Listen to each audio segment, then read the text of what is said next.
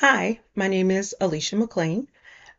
I am in the Human Services Generalist Program at IRSC. I also hold an Associate's in Human Services from IRSC and am 3 classes away from my Bachelor's in Human Services. I chose the topic of smart device addiction, smartphone, smart device addiction. The reason I chose this topic is because I believe that smart devices are what I call a necessary evil. We need our smart devices to do everything now. We need it to work. We need it to do school. We need it to socialize. All of these things we need it for, but it can be overused, like food or exercise or any other thing that we enjoy as humans. Overdoing it can create an addiction, and that does not disclude smart device use. Most places that we frequent, restaurants and other shopping avenues, want you to use their app. They want you to scan a QR code to connect with their business. So this in itself is creating somewhat of a smart device addiction for us all. And that is why I chose this topic, because I feel there needs to be more education on something of that nature, especially for the population that this particular addiction targets. When we think of addiction, we think of drugs or alcohol, not, as I said before, things that could be healthy for you, like running or other forms of exercise, um, everyday things like food, and even people we gain a dependency for, and we become to the point where we cannot do without that individual or that individual substance of choice. Helpguide.org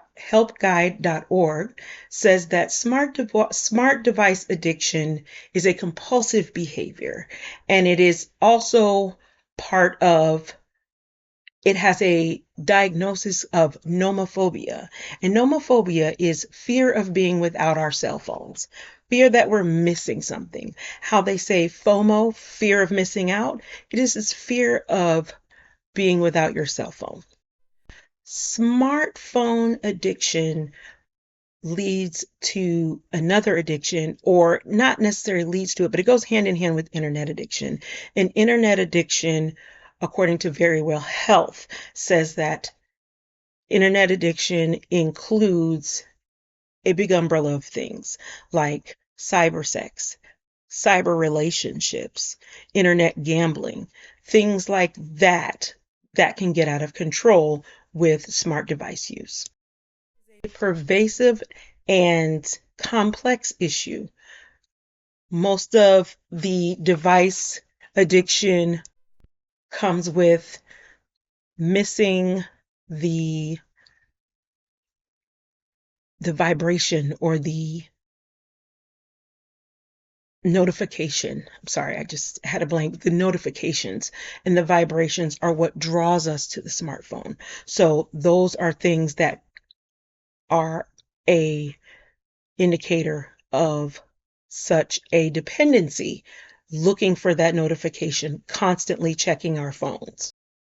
Device use or overuse or dependency or addiction in a conjunction with internet addiction can cause or exacerbate other mental health issues like anxiety, depression, um, and they have their own umbrella under the anxiety and depression um, diagnoses, because it has certain things that were the anxiety associated with the smart device, such as texophrenia and ring anxiety and text anxiety. Have anxiety that you're missing something if you let these notifications go unanswered.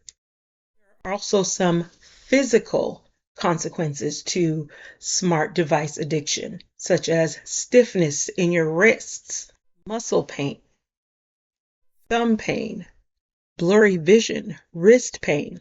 These are some physical aspects of smart device dependency.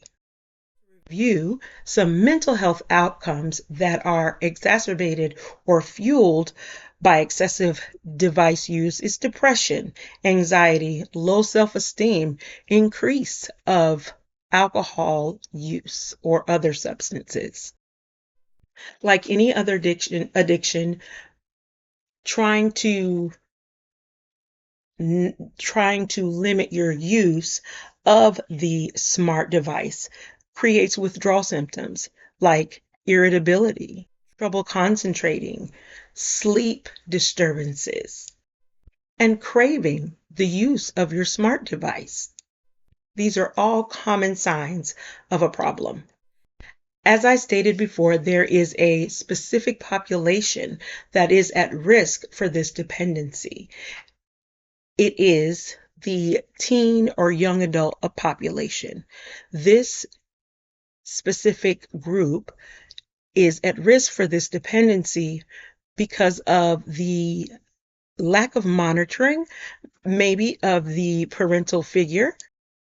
Also, young children who are given the device as a entertainment so that the child will be engaged with something. International Journal of Human, the International Journal for Social Science and Humanity says that having a young child at such a young age be so engrossed in a smart device that it affects the way their brain functions because of excessive use. They also studied the parents, and they said the parents' education, their age, their occupation, whether they are a working couple or a stay-at-home mom, all factors into the vulnerability of smartphone use or dependency or addiction. Some of the treatments that are used for smartphone or device addiction is DBT, dialectical behavior therapy. It teaches the client distress tolerance, emotional awareness, and lists difficulties that they have for effective emotional regulation. Also, cognitive behavioral therapy is also something that is used, changing that thought process as far as smartphone device use to help with the dependency aspect and to change the behaviors and the thoughts.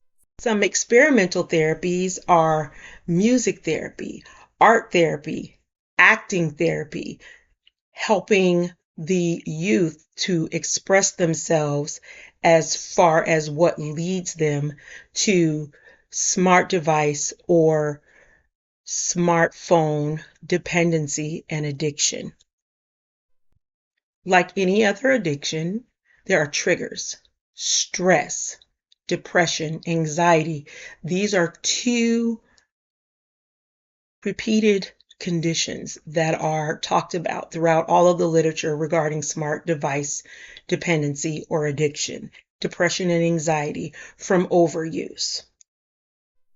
What are some things that we can do to help smart device addiction? From research, I didn't really find a lot of local help, but I did find some online avenues such as self-help options, phone lock boxes, helps to regulate the time that is being used on the smart device, family time that can be used without the interruption of smart device. Other lock boxes are on the phone where you can only answer the phone, or your child can only answer the phone, cannot text, cannot get on social media or have access to the internet. They can just answer the phone or dial out in case of an emergency to limit the amount of time the child uses on a smart device. There's also a phone addiction workbook, Help to Identify Dependency by Hilda Burke. You can also get that online. For local help, I did not find specific programs for internet addiction, but as we talked about, cognitive behavioral therapy, dialectical behavioral therapy, music therapy, art therapy, all of these therapies can be found at your community facilities where there are therapists that specialize in these particular therapies. In our community in Indian River County, Private Help, New Horizons, Treasure Coast Community Health, and Whole Families, all three have private therapists that can help with smartphone addiction through these therapies. Nationally, I found Omega recovery.org. They deal with tech addiction is what they call it. There's also there's AA, there is ITA, Internet and Tech Addiction Anonymous. You can remain anonymous, join the group, and talk about your addiction and what draws you to that. There's also smartrecovery.org, which also helps you find help to deal with smartphone addiction. This relates to us in human services because we will be the ones that are diagnosing these types of addictions, noticing the signs, the signals, the withdrawal symptoms. We will also be matching up a therapy to the specific addiction that will help the individual. That's why I chose this topic, to make awareness to the smartphone and smart device, I don't know why I keep forgetting that, smart device addiction or dependency, to bring awareness that there is help, that there may be signs that we all have some form of a smartphone addiction, and where we can get help, even self-help options. I am really passionate about this particular topic because I work out in the community and I see kids as young as 4 to 1 with phones in their hands, parents not engaging with their children, just giving them a smart device to entertain them, not really thinking that there is damage that can be done.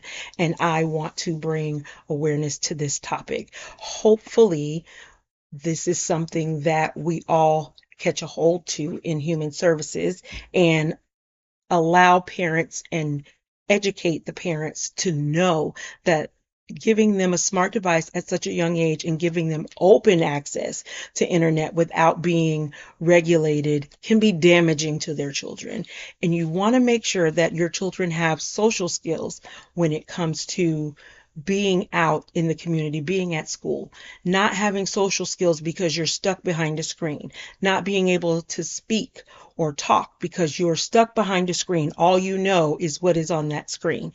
And I feel that is something that we need to bring awareness to. Thank you.